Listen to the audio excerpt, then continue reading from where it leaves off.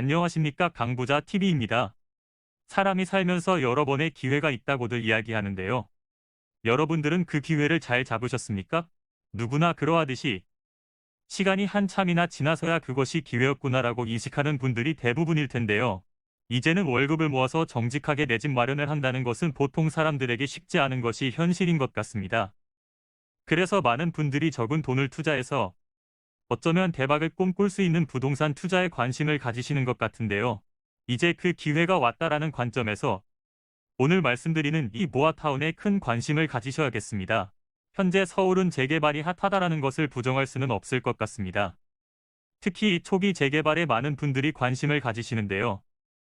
그 이유를 보면 비교적 적은 돈을 투자해서 대박이 날 수도 있고 만약 실패하더라도 큰 손해는 없을 것이다 라는 믿음 때문인데요. 그런 기대를 현실로 바꾸시려면 정부와 서울시의 방향성을 잘 살펴봐야 합니다. 최근 서울시의 재개발 방향성을 보면은요. 여러 가지 패턴이 보입니다. 향후 5년간 모든 사업이 집중되어 있구나라는 것을 알 수 있고요. 과거의 재개발 방식보다 더 다양한 방식으로 촘촘해졌다라고 볼 수 있겠습니다. 한마디로 노후된 주택가는 재개발로 탈탈 각이다라고 봐도 과언이 아닐 텐데요.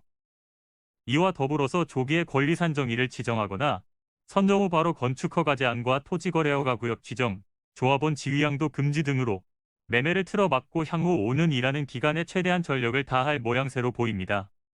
오늘은 다소 생소할 수도 있는 모아타운에 대한 이야기를 해볼 건데요.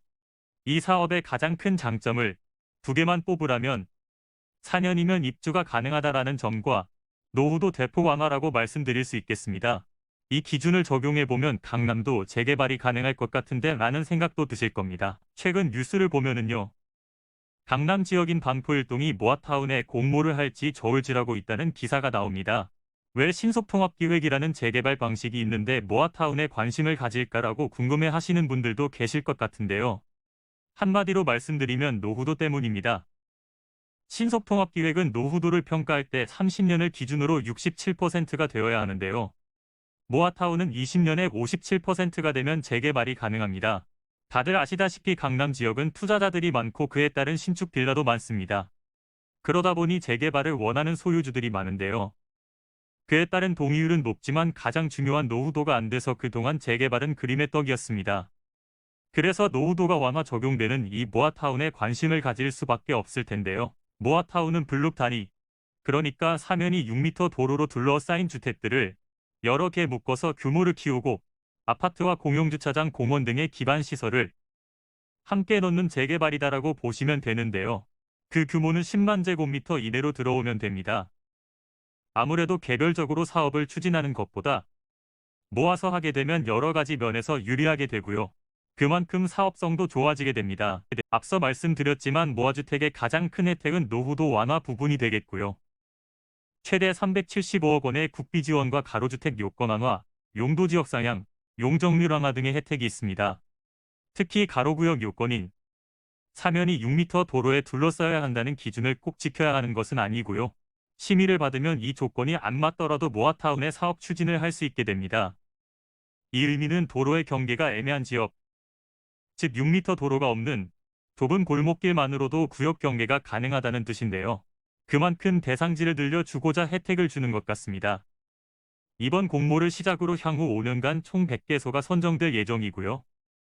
약 3만 호가 공급될 것으로 예상하고 있습니다. 많은 분들이 국토부나 서울시의 정책이 나오면 표면적인 사항만 기억하시는데요.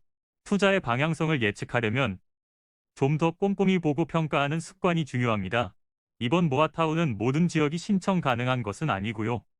제외되는 대상이 상당히 많습니다. 특히 이번에 신속통합기획에 신청했으나 탄압된 지역은 공모를 할 수 없게 되는데요. 이번에 공모한 102곳 중 탈락한 81곳을 말하는 것인지 아니면 토지거래허가 구역으로 묶인 44개 지역을 말하는 것인지 이 부분은 확인이 필요할 것 같은데요. 아무튼 중복해서 신청하지 말라는 뉘앙스로 보시면 될 것 같습니다. 혹시 이번에 신통기획에 탈락된 지역에 투자를 하시고자 하는 분들 중 모아타운을 보고 들어가시는 분들은 주의하셔야겠습니다. 신통기획 탈락지는 모아타운에 공모가 안 된다는 점 알아두셔야겠습니다. 그리고 재정비 촉진지역 중 존치지역은 공모가 가능한데요. 예를 들면 전농답 심리 뉴타운 중 존치지역이나 상봉역 일대의 존치지역 등도 공모가 가능합니다. 그렇다면 모아타운의 투기 방지 대책은 무엇일까요? 권리 산정 1. 건축행위 허가 제한, 토지거래 허가구역 지정, 조합원 지위 양도 금지가 있을 것으로 보이는데요. 특히 권리 산정 1은 모아타운 선정 이후에 고시되는 날로 정해질 예정인데요. 아무래도 선정 발표를 하는 날이 될 것으로 보이고요. 그 시기는 4월경이 될 것 같습니다. 그런데 공모안에서 권리 산정 1에 대한 부분을 보면 특이한 단어가 나옵니다. 권리 산정 기준일까지 착공 신고를 하지 못하면 현금 청산자가 된다라고 되어 있는데요. 이것이 왜 준공 접수일이 아닌 착공 신고인지는 확인을 해봐야 하겠습니다. 건축 허가를 받고 착공을 할 때 하는 신고가 착공 신고 아닌가요? 반면에 준공 접수라면 건물을 다 짓고 하는 사용 승인 개념인데 신통기획의 권리 산정 기준 시점인 준공 접수일과는 시기가 너무 다른데요. 아무튼 착공 신고를 권리 산정일까지 받으면 입주권이 나온다라고 일단 이해하시면 되겠습니다. 최근 언론에서 보도하기를 법 개정의 움직임이 있을 것으로 보이는데요. 모아타운에 선정이 된다면 조합원 지위 양도 금지의 시기가 당겨질 것으로 보입니다. 기존에는 관리 처분 이후에 양도를 금지했던 것을 조합 설립 인가 시점으로 당길 것으로 보입니다. 이 사항은 이미 작년에 서울시에서 언급이 있었는데요. 그 적용 시작을 모아타운으로 할 것 같습니다. 제가 보기에는 이 부분에 문제가 많이 생길 것 같은데요.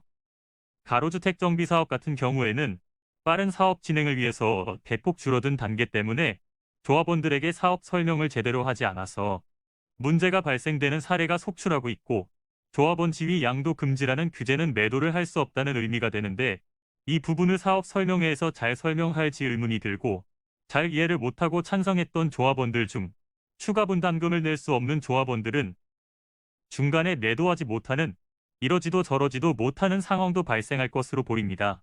만약 자금력이 안 되는 조합원이라면 조합 설립되기 이전에 털고 나가야 할 텐데요. 아무래도 사업 초기이다 보니까 프리미엄이 적게 형성될 수밖에 없을 것 같고요. 그 적은 돈을 받아서 너무 많이 올라버린 서울에 어디로 가야 할지 난관에 부딪힐 수도 있을 것 같습니다. 모아타운은 어떤 기준으로 선정이 될까 궁금하실 텐데요. 일단 모양새는 신속통합기획의 정량적 평가와 유사합니다. 점수를 매겨서 높으면 유리하게 되는 시스템인데요. 일단 이 점수가 70점이 넘는다면 최종 평가로 넘어가서 심사를 받게 됩니다. 이 평가 항목 중에서 많은 점수를 가진 항목은 모아주택 추진 여부인데요. 이것은 사업의 실행력을 보는 기준입니다. 현재 진행 중인 가로주택 정비 사업지와 같이 진행할 경우 주는 점수입니다. 최고 30점이 배정됐고요. 당연히 연기할 수 없다면 점수를 받지 못하게 됩니다. 이 평가표를 유추해보면 쪽에서 가로주택 정비 사업을 진행하는 지역들은 묶어서 진행하라는 의미가 되겠고요. 다가구 주택이나 다세대 주택이 밀집된 지역들은 점수를 배정할 테니 관심을 가지라는 의미로 보입니다. 또한 모아타운의 취지상 지하주차장 또는 공용주차장을 만들어서 주차난을 해결하고 공원이나 유치원 등의 기반 시설을 넣는 것이 목적인데 기존 가로주택 정비 사업과 같이 하나씩 쪼개서 진행한다면 기존과 다를 바가 없기 때문에 연계에 대한 점수를 30점이나 배정한 것으로 보입니다. 마지막으로 이 모아타운의 기준으로 봤을 때 성북구, 중랑구, 도봉구 등과 같이 기존 가로주택 정비 사업이 활발한 지역이 관심을 가질 것으로 보이고요. 다세대 주택이 밀집된 정도에 따라서 점수가 주어지기 때문에 이들 지역도 관심을 가질 것으로 보입니다. 입지가 좋은 강남 지역이나 용산 지역도 모아타운에 관심을 가질 것으로 보이는데요. 특히 이들 지역은 공공으로 진행하는 것을 극도로 싫어하는 지역이라 노후도 때문이 아니라면 공공이 아닌 민간으로 진행을 원할 텐데요. 물리적으로 노후도가 안 되다 보니까 신속통합으로는 불가능할 것 같고 그나마 모아타운은 노후도가 크게 완화되니 모아타운으로 진행할까? 라고 생각하는 지역들이 다수 출현할 것으로 보입니다. 어쩌면 서울시가 강남 지역의 재개발을 모아타운으로 허락하는 것이 아닌가 싶은데요. 신속통합기획으로 재개발해주기에는 부담스럽고 그나마 모아타운은 소규모 개념이니 시장에서의 충격이 덜할 것이다 라는 판단을 한 것 같습니다. 앞으로 재개발을 원하는 지역들은 신속통합기획으로 갈지 모아타운으로 갈지 명확하게 정하고 공모해야 할 것으로 보이고요. 투자자 입장에서는 권리 산정일이 넉넉한 모아타운 대상지에 관심을 가지시면 좋을 것 같습니다. 모아타운에 선정이 된다면 4년 이내에 사업이 끝나는 등의 여러 가지 장점이 많은 것은 분명합니다. 하지만 일반 아파트의 형태가 아닌 큰 빌라와 같은 형태인 점과 조합 설립 이후에는 매도 시 입주권을 주지 않는 규제로 인해 추가 분담금을 지불할 능력이 없는 조합원들이나 이 규정 자체를 이해하지 못하는 조합원들은 사업 시작부터 반대할 가능성도 있을 것으로 보입니다. 지금까지 강부자 TV였습니다.